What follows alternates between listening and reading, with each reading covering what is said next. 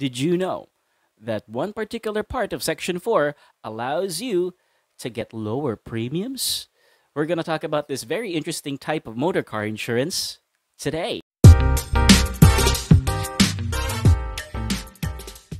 What's up? You're watching Tito Talks non-life insurance discussions once again with your favorite Tito Miguel, who loves to make non-life insurance discussions easier to understand for both agents and clients. Magandang Monday evening po sa ating lahat. I hope you are all doing great. I hope you are all doing fine. I know it's the start of another busy week.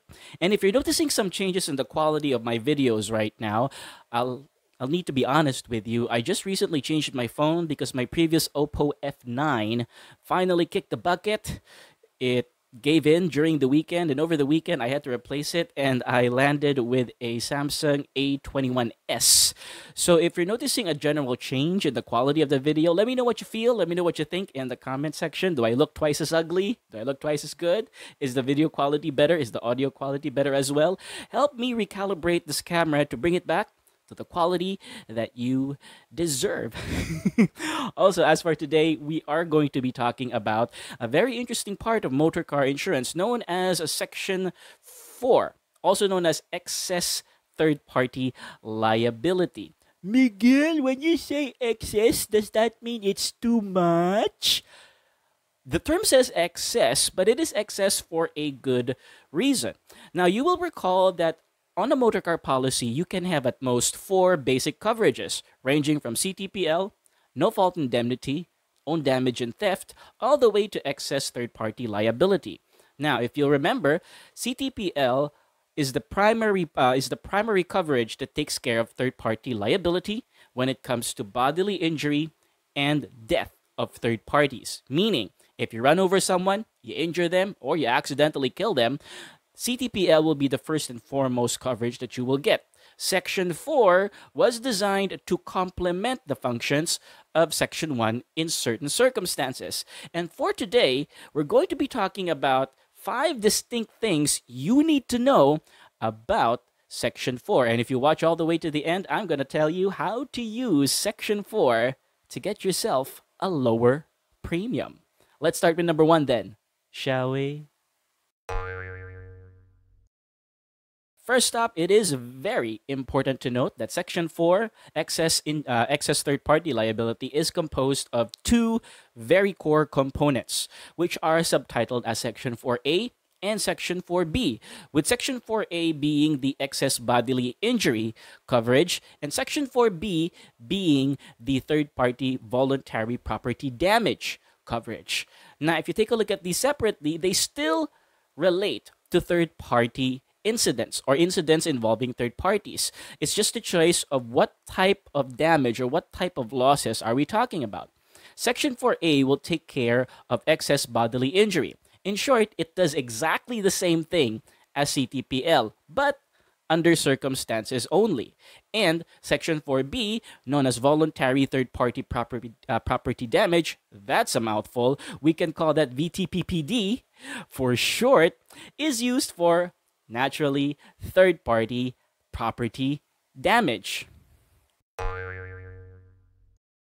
Now, for starters, Section 4A, known as excess bodily injury, although it is designed to complement CTPL, Section 4 cannot operate unless CTPL has been exhausted first. You remember from our previous video, wherein we talked about a couple of things about CTPL, links up there, you'll note that CTPL is the primary coverage that is initially used when there is a third party involved in an incident, i.e., you ran over someone, you bumped into someone, you managed to run your car into someone and they're actually injured, or they accidentally die from the collision. With that being said, once CTPL has been exhausted to the full extent of its schedule of liabilities and CTPL can no longer support whatever remaining balances are still under your liability, Section 4A will take care of the rest. That's right, once CTPL has been exhausted and you still have leftover liabilities that you have to pay for or that you've already paid for but have to reimburse, Don't worry. If you got Section 4, Section 4A will take care of those additional losses, additional financial troubles that Section 1 was no longer capable of covering. Miguel, wouldn't it be just better if I bought Section 4A instead of CTPL? Wouldn't that be cheaper so I don't have to buy CTPL anymore? Good idea, Miguel. Yeah, that does sound smart. You could just buy Section 4 and not buy Section 1 anymore, and it could save you a whole lot of money. But here's the thing. CTPL is government mandated. You can't get away from it. Therefore, you will almost always have CTPL, and it's always going to be part and parcel of your motor car insurance policy. In fact, in some very low-cost cases, CTPL is the only coverage some drivers may have, and they do not have Section 4. It is very important to note, though, that even if you wanted better protection from CTPL, you cannot pay more to get better coverage from CTPL. You will have to buy Section 4 if you feel that Section 1, also known as CTPL, is not enough for your coverage needs. Next up, number 3. You're going to like this one. Now, if you take a look at CTPL, I mentioned this one in my earlier video as well, which I linked already.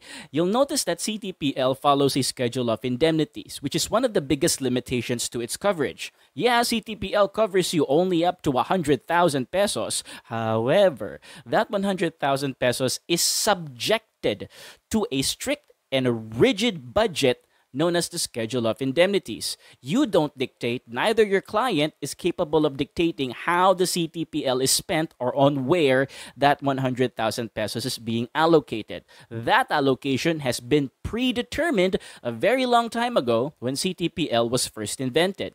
That means every time you get your CTPL, that budget, that schedule is already fixed.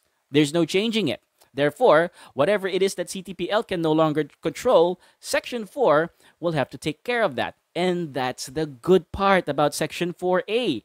This is because, unlike CTPL, Section 4A does not follow any specific schedule of indemnities, meaning whatever leftover liabilities remain for you to pay for, it will definitely be covered by Section 4, no matter what type of expense that is.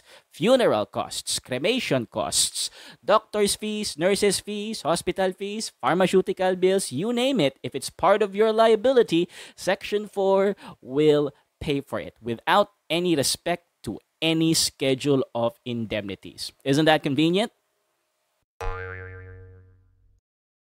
Ooh, you're going to love this one.